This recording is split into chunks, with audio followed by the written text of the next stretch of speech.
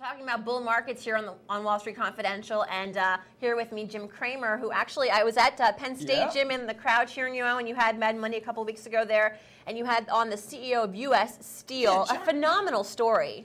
You know, it's just, sometimes, stock was at 124, okay? It was at 9 at one point, know, right? Something crazy. Yeah, it was 9 when he came in.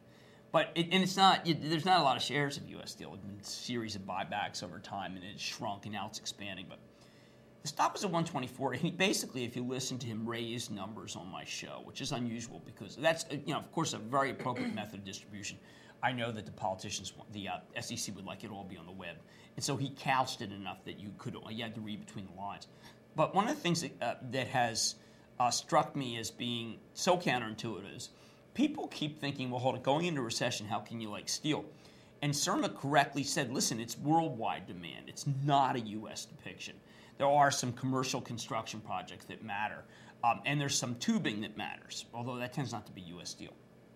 But this is a worldwide demand because China can't make enough, India can't make enough, and there's very few players out there. And they're able to raise price repeatedly. This is something that has not happened. Last fall, there was a series of articles about an inventory glut in steel. That led people to short this group, and they're still trying to cover because there's not that many players. I like Letter X, I like Reliance. AK Steel's very good. People say I've been too negative on AK Steel, but what I like to do, whether it be ag or steel, I like to pick one that I really like and then tell you I like the others, Mosaic and Letter X.